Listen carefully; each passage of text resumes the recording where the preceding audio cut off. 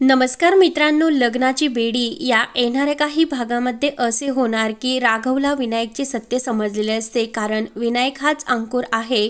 पण त्याने हे सत्य सिंधू आणि मधू आणि घरातील सर्वांपासून लपून ठेवलेले असते. तो सिंधूला सांगण्याचा प्रयत्न करत असतो, मात्र त्याचा काही धीर होत नसतो. त्याला असे वाटत असते की अनेक संकट येतील आणि या संकटांना सामोरे कसे जायचे. सिंधू सुद्धा परत विनायकचा हक्क घेईल आणि अंकुरसाठी तर सिंधू ही अजूनपर्यंत त्याची वाट बघते आणि त्याच्या त्या आठवणीने सिंधूला किती त्रास होतो हे राघवने बघितलेले असते. तर सिंधूला सुद्धा समजलेले असते की देवकृपेने सिंधूला समजते की आपला जो लहानपणीचा अंकुर आहे तो जिवंत आहे आणि तो आता कुठे आहे हे सत्य राघवने माझ्यापासून का लपून ठेवले असेल. आणि हे सत्य शोधण्यासाठी सिंधूने एक प्लॅन केलेला असतो. सिंधू मुद्दाम म्हणत असते की राघव, उद्या विनायकची पुण्यतिथी आहे आणि ती पुण्यतिथी मी साजरी करणार म्हणजे करणारच. तर राघवला खूप असं घाबरल्यासारखे होते.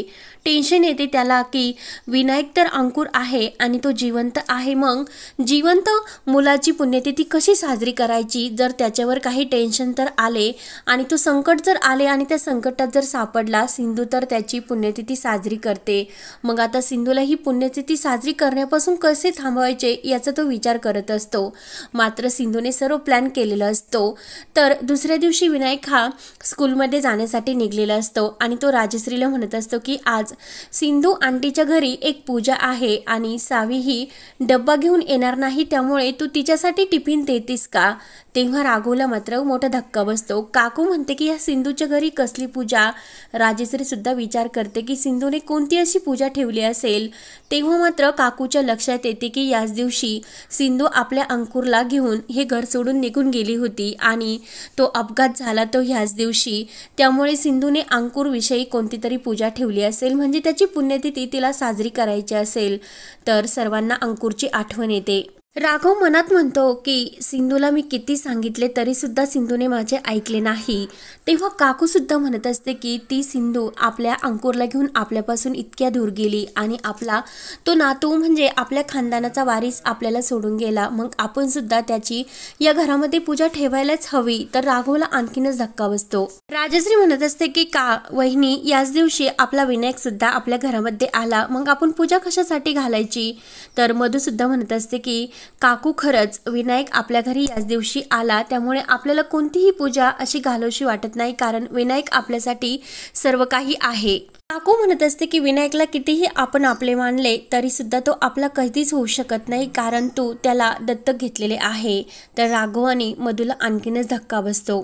काकू म्हणते की सत्य हेच आहे की आपलं आपलं असतं आणि परक ते परकच असतं. आणि आता ह्या कुटुंबाचा जो वारीस आहे तो या जगामध्ये नाही राहिला, म्हणजे सिंधू त्याला घेऊन गेली आणि त्या अपघातामध्ये हा गेला आपल्याला सोडून कायमचा.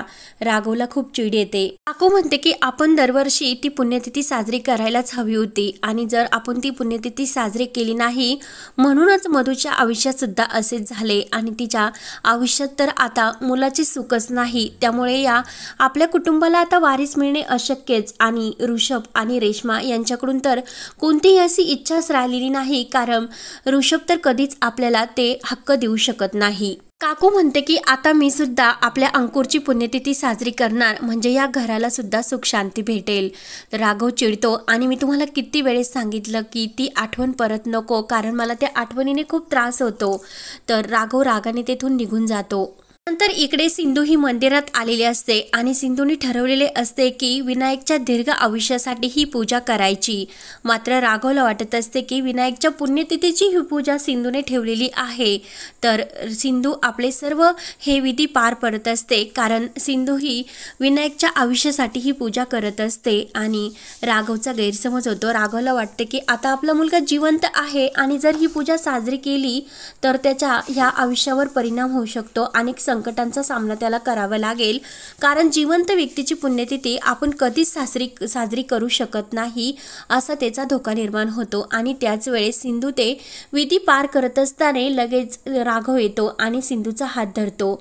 सिंधू, तू ही पूजा करू शकत नाही, कारण मुलगा आपला जिवंत असताना तू ही पूजा का करतेस आणि त्याच्या जर आयुष्याला काही परिणाम झाले तर. राघव सर्व सत्य बोलून जातो. आपला विनायक जिवंत आहे तेव्हा मात्र सिंधू म्हणते की राघव, मला माहिती होते की आपला अंकुर जिवंत आहे आणि हे सत्य तुम्ही माझ्यापासून लपवले आणि हे सत्यच तुमच्या तोंडातून काढून घेण्यासाठी मी लगेच ही पूजा आपल्या मुलाच्या आयुष्यासाठी केली, कारण त्याचे पुढील आयुष्य सुखी समाधानी जावे यासाठी।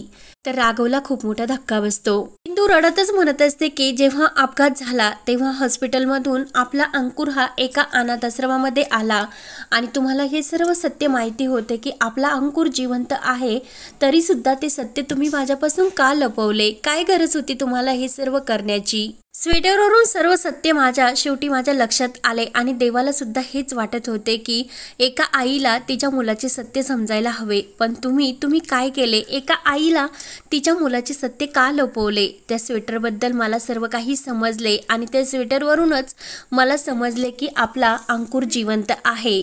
तेथे मंगेश येतो। मंगेश म्हणत असतो की राघव, तू आत्ता सर्व सत्य सांगून टाक, कारण मला सर्व सत्याबद्दल समजले। मी अनाथ आश्रमामध्ये गेलो होतो, तेथे मला सर्व सत्य हे माझ्यासमोर आले आणि मी 3 आकड्यापर्यंत मोजतो, तोपर्यंत तू जर सिंधूला सांगितले नाही तर आयुष्यभर तुला त्याचे ओझे तुझ्या डोक्यावर राहील आणि सिंधू सुद्धा तुला कधीही माफ करू शकणार नाही, त्यामुळे तू सांगून टाक।